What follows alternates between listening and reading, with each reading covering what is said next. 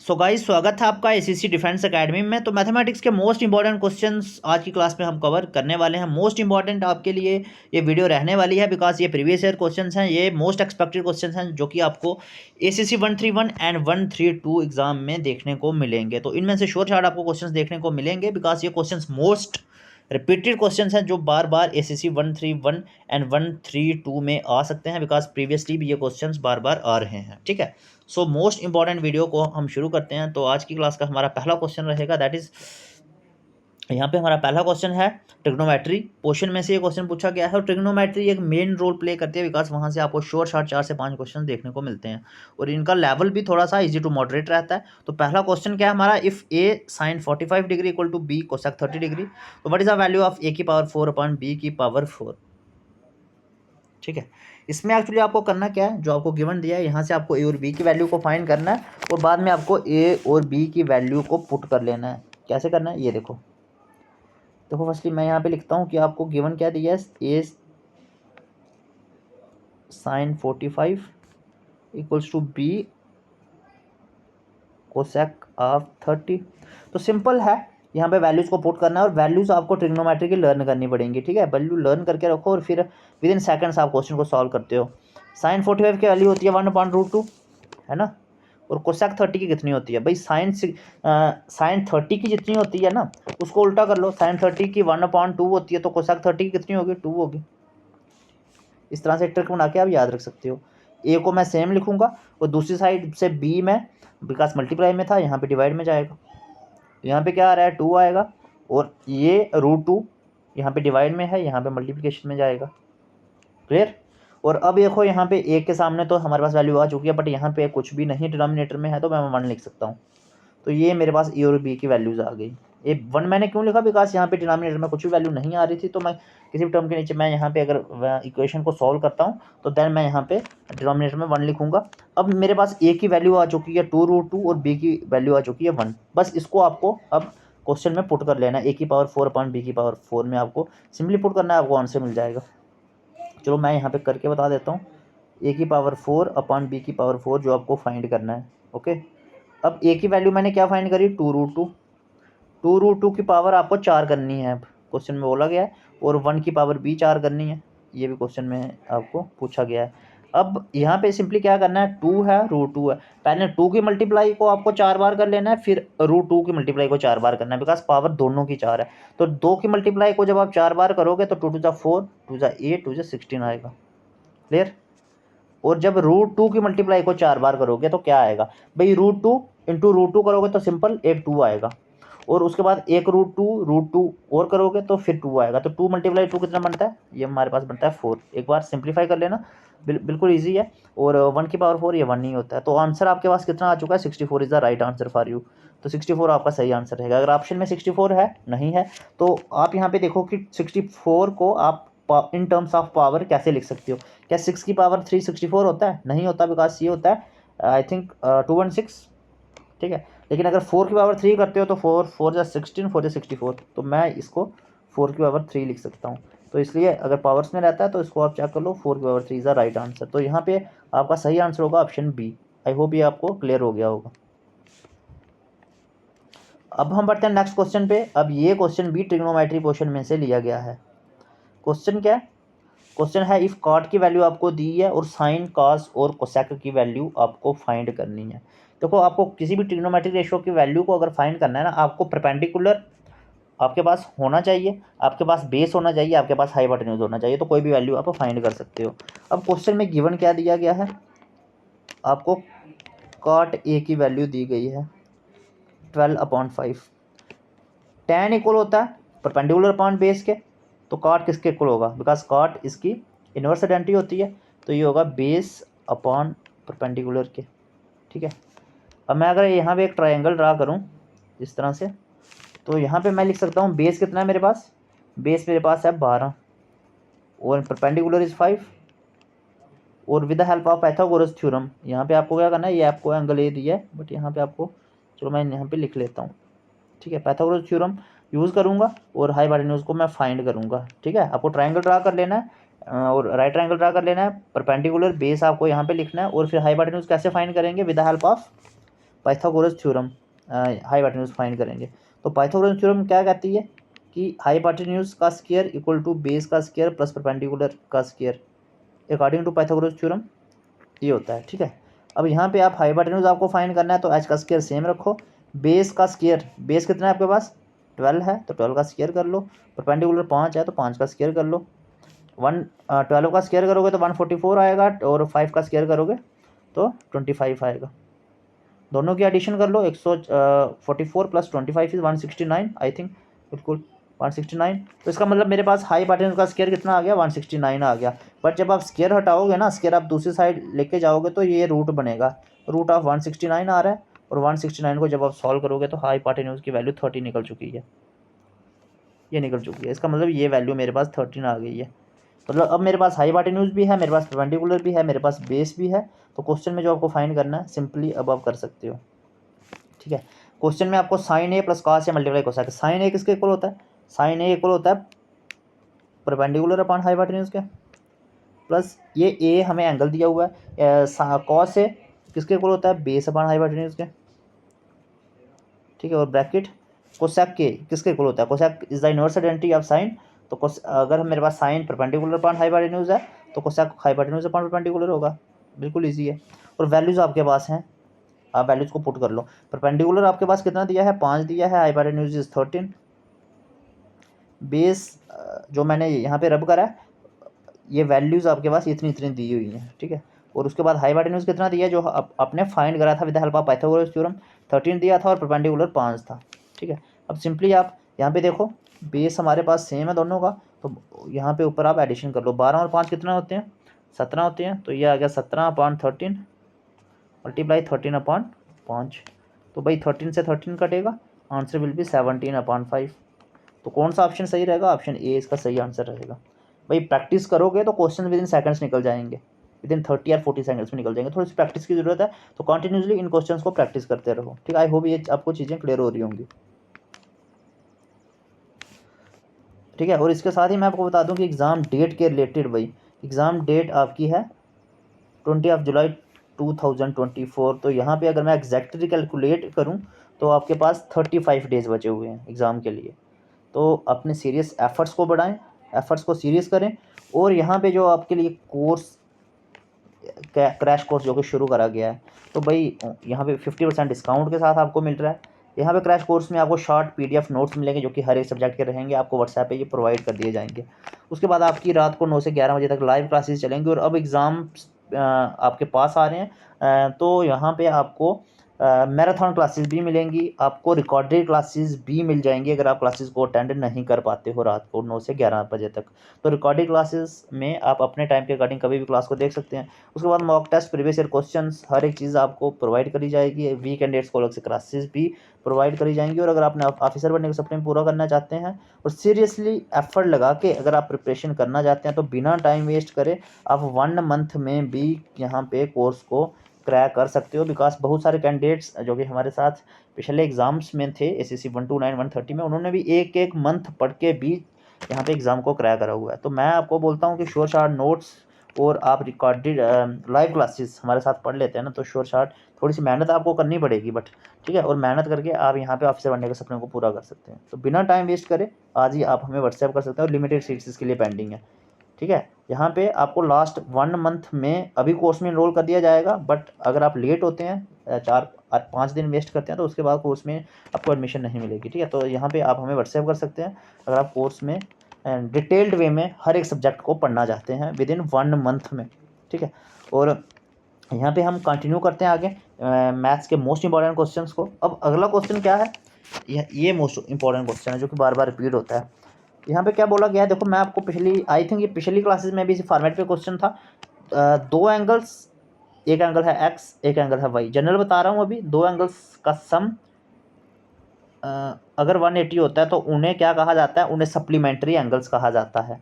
ठीक है, और 2 एंगल्स का सम अगर 90 डिग्री होता है तो उन्हें कम्प्लीमेंट्री एंगल्स कहा जाता है। बस ये आपको कंसेप्ट याद रखना है, क्वेश्चन आपका निकल जाएगा। ठीक है, अब क्वेश्चन में क्या बोला गया है कि the measure of angle whose supplement, हमारे पास एक एंगल का जो सप्लीमेंट है ना वो 3 टाइम्स बड़ा है उसके कम्प्लीमेंट से। बताओ कि एंगल कितने डिग्री होगा तो मैं लेट एक्स एक एंगल ले लेता हूँ, ठीक है, और major of angle who supplement is, अब एक्स का सप्लीमेंट क्या होगा, बिकॉज दो एंगल का सम 180 होता है, वो सप्लीमेंट्री एंगल्स होते हैं। तो अगर एक्स मेरे पास एक एंगल है तो दूसरा क्या होगा भाई, 180 माइनस एक्स होगा, तभी तो दोनों का सम 180 होता है। और ये किसके इक्वल बोला गया है, is as large as its complement, sorry 3 times large, तो 3 टाइम्स लिखना पड़ेगा। और लार्जेस्ट कम्प्लीमेंट, दो एंगल का सम 90 होता था कम्प्लीमेंट के केस में, कम्प्लीमेंट्री एंगल्स के केस में, तो मुझे यहाँ पे क्या लिखना पड़ेगा, अगर एक एंगल एक्स है तो उसका कम्प्लीमेंट होगा 90 माइनस एक्स। ये होप अगर ये स्टेप लिख लिया तो आंसर आपका निकल चुका है। बस ये आगे आपकी काम है, आपको कैलकुलेशन करनी है। 180 माइनस एक्स आएगा, 3 9 27 और -3x आएगा। एक्स वाली टर्म्स एक साइड ले लो, कॉन्स्टेंट्स एक साइड ले लो। सपोज मैंने यहाँ पे क्या करा, -x और माइनस का 3x यहाँ पे लाऊंगा तो प्लस का 3x बनेगा, और दूसरी साइड मैं क्या करूँगा, 270 में से 180 को माइनस कर लूँगा, 270 में से 180 को माइनस करूँगा तो ये मेरे पास क्या आएगा, 90 आएगा, और दूसरी साइड -x में से +3x करूँगा तो 2x आएगा। तो यहाँ पे देखो ये क्वेश्चन बार बार रिपीट होता है एग्जाम में, x इक्वल टू इसी फॉर्मेट का क्वेश्चन की बात कर रहा हूँ। तो ये आएगा 90/2, तो दोनों को सॉल्व करोगे तो 45 आएगा। तो 45 is the right answer for you, which is option number D. तो ये आई होप आपको क्लियर हो चुका होगा। पहले भाई स्टेटमेंट को 1-2 बार पढ़ना है, उसके बाद आप इक्वेशन बना लोगे। जब आपने पहली इक्वेशन बना ली ना, तो उसके बाद तो कैलकुलेशन कोई भी कर लेगा, अगर आपने थोड़ी भी प्रैक्टिस करी है बहुत ईजिली आप एग्जाम में कैलकुलेशन करके आओगे। बढ़ते हैं नेक्स्ट क्वेश्चन पे। अब क्वेश्चन में क्या बोला गया है, अब ये प्रोबेबिलिटी सेक्शन में से क्वेश्चन है, मोस्ट इंपॉर्टेंट है, डेक ऑफ कार्ड्स पे। भाई एक डेक ऑफ कार्ड्स जो होता है ना, डेक ऑफ कार्ड्स, उसमें टोटल 52 कार्ड्स होते हैं। उसमें टोटल कितने कार्ड्स होते हैं, 52 कार्ड्स होते हैं, ये मैं आपको बता दूं। और इस सॉरी और इसके साथ ही सॉरी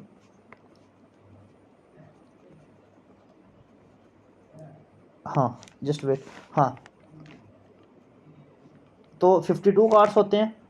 अब इसमें क्या होता है कि 52 कार्ड्स में से हमारे पास 26 कार्ड्स रेड होते हैं और 26 कार्ड्स ब्लैक होते हैं, ये आपको पता होगा। रेड वाले कौन कौन से कार्ड होते हैं, रेड वाले हमारे पास एक तो डायमंड होता है, एक हर्ट होता है। 13 कार्ड्स डायमंड के, 13 कार्ड्स हर्ट के। और ब्लैक कार्ड्स होते हैं, एक स्पेड के 13 कार्ड्स होते हैं और क्लब के 13 कार्ड्स होते हैं, ठीक है। आई होप ये आपको क्लियर हो चुका होगा। अब हमें जो फाइंड करना है हम उस पर आते हैं। अब हमें क्या, probability of king of black colour की, अगर मैं क्या करूँगा 52 कार्ड में से अगर मैं एक कार्ड निकालूंगा बिना देखे, तो बताओ कि किंग आने की पॉसिबिलिटी कितनी होगी। बट किंग जो होगा वो ब्लैक कलर का होना चाहिए, ठीक है। तो प्रोबेबिलिटी का हमारे पास बेसिक फार्मूला क्या होता है, favourable outcomes upon total outcomes. मैं यहाँ पे शॉर्ट में लिख लेता हूँ, फेवरेबल अपॉन टोटल, ठीक है। भाई हमें 52 कार्ड में से कार्ड को निकालना है, तो टोटल आउटकम्स तो 52 ही होंगे, ये मैंने लिख लिया। अब फेवरेबल कितने होंगे, अगर आपको बोला है कि 52 कार्ड में से आपको बिना देखे कोई भी एक किंग निकालना है, तो फिर फेवरेबल 4 होंगे, ठीक है। बट आपको बोला है कि वो कार्ड ब्लैक कलर का होना चाहिए, ब्लैक सूट मतलब ब्लैक कलर का वो कार्ड होना चाहिए, तो ब्लैक तो 26 ही होते हैं, और 26 में कितने किंग होते हैं, 2 ही किंग होते हैं, तो इसलिए यहाँ पे 2/52 आएगा। सॉल्व करोगे तो 1/26 आएगा सिंप्लीफाई करने पे। तो 1/26 आपका ऑप्शन नंबर ए है। आई होप ये आपको क्लियर हो चुका होगा।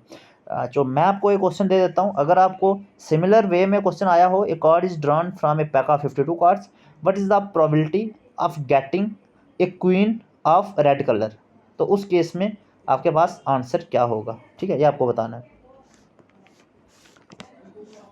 उसके बाद बढ़ते हैं नेक्स्ट क्वेश्चन पे। अब इस क्वेश्चन में क्या बोला गया है कि एक सेट है जिसमें 10 एलिमेंट्स हैं, मैं यहाँ पे बना लेता हूँ।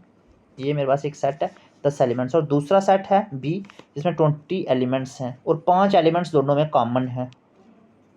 तो यहाँ पे मैं ऐसे बनाऊँगा, बिकॉज ये मेरे पास ए सेट है और ये है मेरे पास बी सेट, और ये बीच वाला जो स्पेस है ना, ये वो ऐसा स्पेस है, यहाँ पे ए के एलिमेंट्स भी जा सकते हैं, बी के एलिमेंट्स भी जा सकते हैं, कॉमन रीजन है दोनों का, ठीक है। अब ए सेट में 10 एलिमेंट्स हैं, बी सेट में कितने एलिमेंट्स हैं, 20 एलिमेंट्स हैं, और 5 एलिमेंट्स ऐसे हैं जो इस बीच वाले पोर्शन में है, जिसे हम इंटरसेक्शन पोर्शन भी कहते हैं, ठीक है ना। इस पोर्शन में हमारे पास, जिसको मैंने थोड़ा सा रेड कलर से शेड कर दिया है, तो इस पोर्शन में हमारे कितने एलिमेंट्स हैं, 5 एलिमेंट्स हैं। अब ये ए के भी ज़्यादा हो सकते हैं, बी के भी ज़्यादा हो सकते हैं, बट सिंपली हमारे पास 5 एलिमेंट्स यहाँ पे कॉमन रीजन में है, जो कॉमन रीजन रहता है दोनों का। हमें फाइंड करना है कि एक्स यूनियन वाई, यहाँ पे बिकॉज ए और बी की बात हो रही है, तो यहाँ पे ए यूनियन वाई होना चाहिए था। तो ए यूनियन वाई की प्रोबेबिलिटी हम कैसे फाइंड करेंगे, ठीक है। तो यहाँ पे मैं थोड़ा सा फार्मूला लिख लेता हूँ। देखो एक ही फार्मूला आपको याद रखना है। फार्मूला क्या है, प्रोबेबिलिटी ऑफ ए, इसको मैं रब करके नेक्स्ट स्लाइड पे बताता हूँ आपको। हाँ, फार्मूला क्या है, probability of A union B, ये किसके इक्वल होती है, probability of A probability of B minus probability of दोनों की इंटरसेक्शन। जब भी आपको यूनियन फाइंड करनी है ना, यूनियन का मतलब क्या है, यूनियन का मतलब है कि जो हमारे पास कॉमन रीजन है ना उसको छोड़ के सारा रीजन। और इंटरसेक्शन का मतलब क्या होता है, इंटरसेक्शन का मतलब होता है जो सिर्फ कॉमन रीजन है। तो हमें जब यूनियन फाइंड करनी है, यूनियन के लिए क्या फार्मूला होता है, हमें पहले वाले का रीजन बी लेना है जो कि जिसमें 10 एलिमेंट्स हैं, दूसरे वाले का रीजन बी लेना है जिसमें हमारे पास 20 एलिमेंट्स हैं, और जो कॉमन रीजन है ना उनके एलिमेंट्स को माइनस कर लेना है, ठीक है। तो 20 और 10 कितने होते हैं, 30, 30 में से अगर आप 5 माइनस करोगे तो हमारे पास आएगा 25। तो यूनियन क्या आएगी, यूनियन हमारे पास आएगी 25, ठीक है। तो सिंपली आप यहाँ पे पी ना लिख के number of elements in A union B, तो पी की जगह आप एन बी लिख सकते हैं, बिकॉज यहाँ पे हमें नंबर ऑफ एलिमेंट्स फाइंड करने के लिए बोला है। तो पी की जगह आप सिंपली एन बी लिख सकते हैं, ठीक है। बट आंसर आपका क्या आएगा, 25 आएगा। और ये फार्मूला आपको याद रखना है। आई होप ये आपको क्लियर हो चुका होगा। और इस केस में सपोज अगर आपको यूनियन क्वेश्चन में गिवन दिया है, probability number of elements in A भी दिया है, number of elements in B भी दिया है, तो आप यहाँ पे इंटरसेक्शन भी माइनस कर सकते, इंटरसेक्शन भी फाइंड कर सकते हो, ठीक है। तो आप यहाँ पे प्रोबेबिलिटी की जगह सिंपल एन भी लिख सकते हो, नंबर ऑफ एलिमेंट्स भी लिख सकते हो, बट फॉर्मूला आपका सेम रहेगा, ठीक है। तो हम बढ़ते हैं नेक्स्ट क्वेश्चन पे। अब इस क्वेश्चन में क्या बोला गया है, sides of two similar triangles, दो सिमिलर ट्राइंगल्स हैं और उनकी साइड्स की रेशो 4:9 दी गई है। तो यहाँ पे मैं बना लूँ, थोड़ा सा छोटे बनाऊँगा बिकॉज स्पेस बची रहे। इस तरह से दो मेरे पास ट्राइंगल्स हैं। देखो सिमिलर ट्राइंगल्स वो ट्राइंगल्स होते हैं जिनकी शेप तो हमारे पास सिमिलर होती है, एक ऐसी होती है, बट उनके साइज़ डिफरेंट हो सकते हैं, ठीक है, हो सकते हैं। तो यहाँ पे साइड्स की रेशो 4:9 दी है, साइड्स की रेशो 4:9 दी है। सपोज यहाँ पे मैं पहले वाले ट्राइंगल को ABC लिख लूँगा और दूसरे वाले को PQR लिख लेता हूँ। अब कोई भी यहाँ पे नाम प्रोवाइड कर सकते हो, ऐसा नहीं है कि हमें यही नाम रखने हैं। और साइड्स की रेशो कितनी दी है, 4:9, मतलब ये हमारे पास ये 4 होगी, ये हमारे पास 9 होगी। कॉरस्पॉन्डिंग साइड्स की रेशो ये 4 होगी और ये 9 होगी, ये 4 होगी, ये 9 होगी, ठीक है। इस तरह से बिकॉज स्पेस कम है तो इसलिए मैं यहाँ पे चीज़ों को एडजस्ट कर रहा हूँ। अब यहाँ पे बोला क्या गया है, सिमिलर ट्राइंगल्स का कंसेप्ट क्या कहता है कि हमारे पास सिमिलर ट्राइंगल्स के केस में साइड्स के स्क्वायर की रेशो जो होती है वो कॉरस्पॉन्डिंग साइड्स की हमेशा इक्वल होती है, ठीक है। ये आपको कंसेप्ट याद रखना है। सिमिलर ट्राइंगल्स के केस में इनके साइड्स के स्क्वायर की साइड्स के स्क्वायर की रेशो जो होगी ना वो भी सिमिलर साइड्स की वो हमेशा इक्वल होगी। तो यहाँ पे मैं लिख लेता हूँ किस तरह से। इसका मतलब पहले वाला जो ट्राइंगल है उसकी मैं अगर एक साइड लूँ वो है AB, तो इसका स्क्वायर अपॉन दूसरे वाले का ट्राइंगल, कॉरस्पॉन्डिंग साइड कौन सी है दूसरे वाले ट्राइंगल की, वो है हमारे पास PQ। अब पहले वाले ट्राइंगल अगर मैं यहाँ पे इसकी बेस वाली साइड लूँ, नीचे वाली, AC का स्क्वायर अपॉन AFPR का स्क्वायर, क्लियर। और तीसरी बात करूँ अगर मैं किसकी, कौन सी साइड है, BC अपॉन QR का स्क्वायर। ये सिमिलर ट्राइंगल्स का कंसेप्ट कहता है कि ये रेशो हमेशा इक्वल होती है, ठीक है। साइड्स के स्क्वायर, कॉरस्पॉन्डिंग साइड्स के स्क्वायर की रेशो हमेशा इक्वल होती है। तो यहाँ पे आप देखो कि यहाँ पे आप कहीं पे भी एक वैल्यू को पुट कर लो। सपोज मैंने क्या करा, मैं पहली वाली में वैल्यू को पुट कर देता हूँ। यहाँ पे आपको AB कितना दिया गया है, 4 दिया गया है, तो 4 का स्क्वायर होगा। और PQ कितना दिया गया है, यहाँ पे देखो PQ हमारे पास 9 होगा, तो 9 का स्क्वायर, 4 का स्क्वायर इज 16, 9 का स्क्वायर इज 81। तो ये मेरे पास क्या आ गई, ये मेरे पास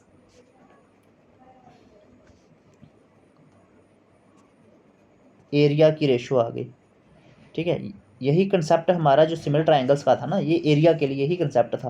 तो 16:81, क्या आपके पास कोई ऑप्शन है, तो हमारे पास ये ऑप्शन नंबर D है। तो आई होप ये आपको चीज़ें क्लियर हो रही होंगी, ठीक है। तो ऑप्शन D इसका सही आंसर रहेगा, ठीक है। तो ये हमारे मोस्ट इंपॉर्टेंट क्वेश्चन थे और कमेंट बॉक्स में ज़रूर बताएं कि मैथ्स की जो सीरीज़ हम प्रीवियस ईयर्स की चला रही हैं ये आपके लिए हेल्पफुल है, कितनी आपको ये समझ आ रहे हैं क्वेश्चंस।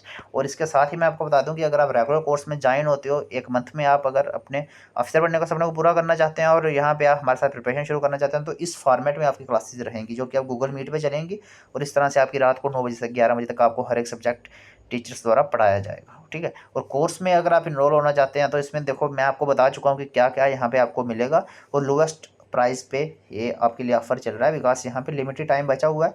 और अगर आप यहाँ पे सीरियस एफर्ट लगा देते हैं तो यहाँ पे 100% आप अपनी सिलेक्शन को कर सकते हैं। तो सिंपल आपको क्या करना है, आपको हमें व्हाट्सएप करना है 8120745966 पे।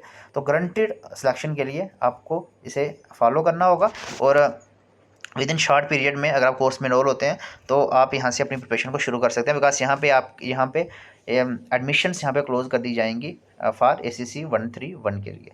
सो गाइज यहाँ पे मैथमेटिक्स की वीडियोस जो आपको मिल रही हैं कमेंट बॉक्स में जरूर बताएं कि आपको कैसी लग रही है और कमेंट बॉक्स में अपने जो मैंने यहाँ पे क्वेश्चंस आपको पूछा गया उसका भी आंसर दें। सो मिलते हैं नेक्स्ट वीडियो में। Thank you so much and wish you all the best.